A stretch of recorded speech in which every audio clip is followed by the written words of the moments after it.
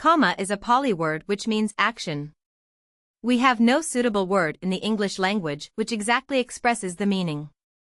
It is for this reason that we use the Pali term here.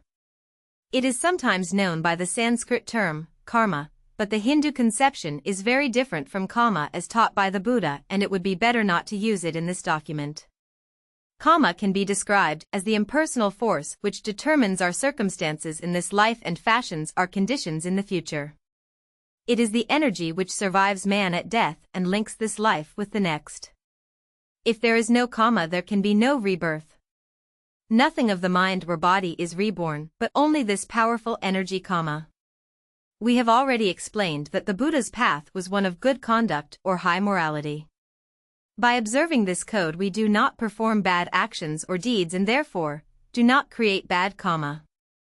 If we live an unrestrained life, responding to desires, cravings, and passions of the senses, we produce bad Kamma. Kamma is therefore good or bad according to our deeds, of mind, speech, or body. Both good or bad Kamma can produce rebirth, but the good will naturally bring about conditions which are favorable, while the bad will produce circumstances which no wise individual would seek. The state of Nibbana does not result from either good or bad Kamma, but only from the extinction of all Kamma.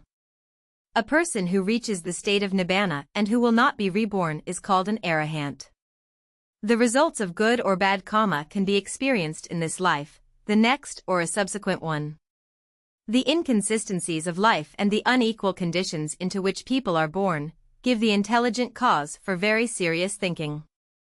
Why are some born rich while others poor? Why does one prosper and another fail?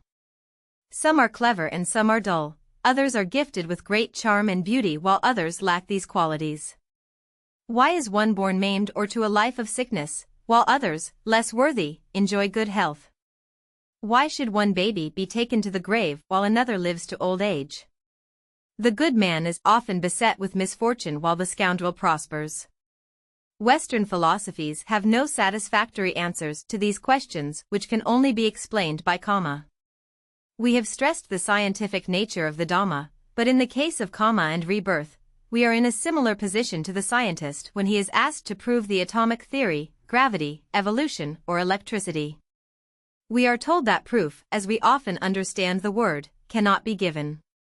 Much scientific knowledge is accepted because there is no other possible explanation of a phenomenon. Most scientists are now learning to apply and use matter and radiation without waiting for it to be put into a test tube.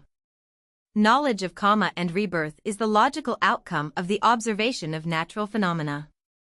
There have been many attempts in the past to explain a person's character only by hereditary and environment, but this left so many vital problems unanswered.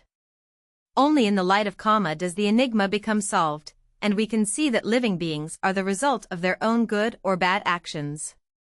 This enlightened knowledge is of paramount importance to mankind, since if the past can condition the present, we know that our conduct today will determine our future. Science is making rapid strides, yet showing that not everything can be weighed in a balance or placed in a test tube. Many of the greatest mysteries, while much in evidence, still have no explanation. This is especially true in the field of psychology and psychiatry. Turning to the issue of rebirth, beings tend to be reborn at a lower rather than a higher level. The vast majority of mankind respond too readily to the baser instincts and desires, evil passions and attachments to things and ideas, thereby conditioning their future on a lower level. Most of the natural instincts and desires produce bad Kamma, and it is only when we develop the intelligence to place ourselves under the right teacher that we can be sure of progress. But merely wearing the label of Buddhist is useless if we do not learn to control the mind and observe the morality. Not everything that happens to us is the result of past Kamma.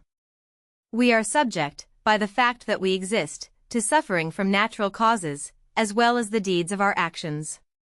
However, while Kamma may condition the circumstances, it cannot make us commit a crime if we do not so desire. In life, we are not pawns in a game, but the makers of the game.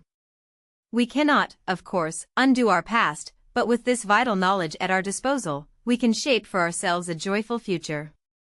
From the mistakes and blunders of the past we have built our present, but man is equally the architect of his own future, and with the right guidance we can be sure of it being a happy one.